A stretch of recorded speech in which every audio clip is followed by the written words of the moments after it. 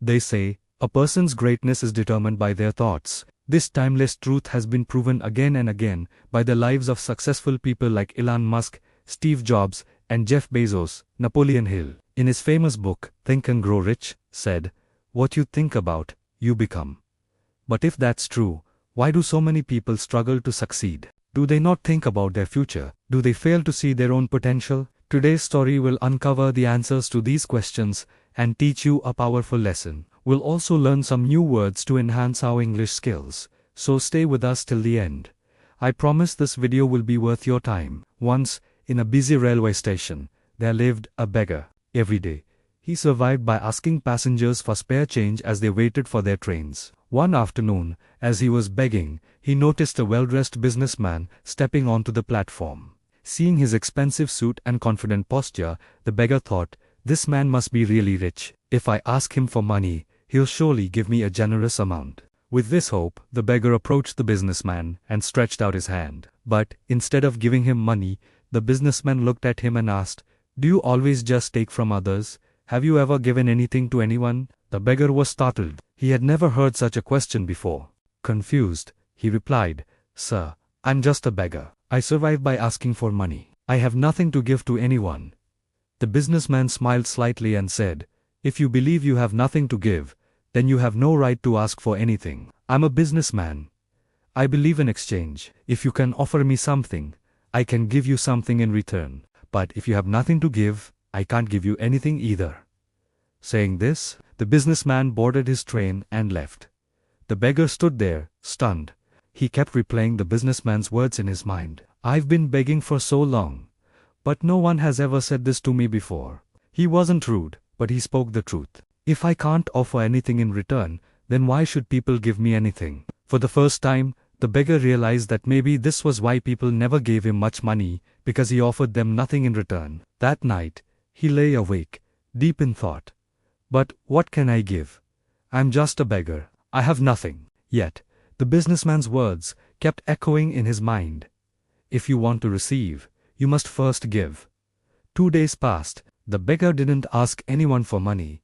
He was too busy thinking. On the third day, while sitting at the station, he noticed a patch of wildflowers blooming near the tracks. Their vibrant colors caught his eye, and suddenly, an idea struck him.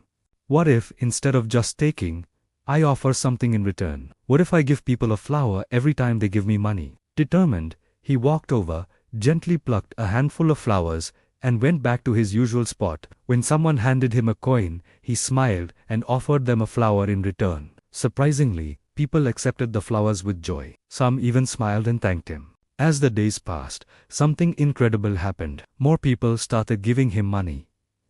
But he noticed a pattern. As long as he had flowers, people gave generously. When he ran out of flowers, the donations decreased.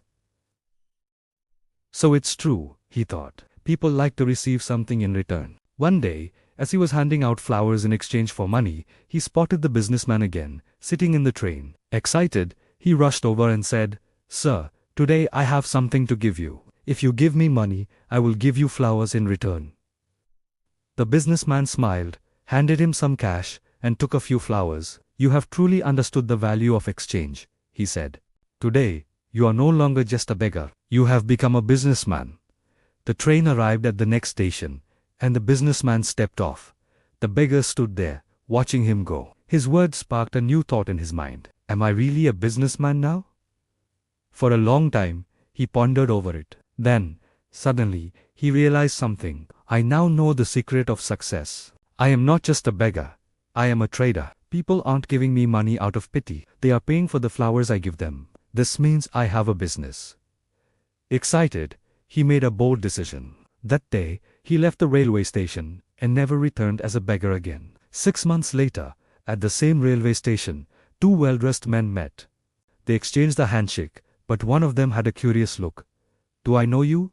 one man asked. The other smiled and replied, "Yes, we've met twice before, right here on this very train." The first man frowned, trying to remember. Then his eyes widened in surprise. "Wait, you're the beggar, the one I refused to give money to, and then later, I bought flowers from you." The former beggar laughed. "Yes, that was me.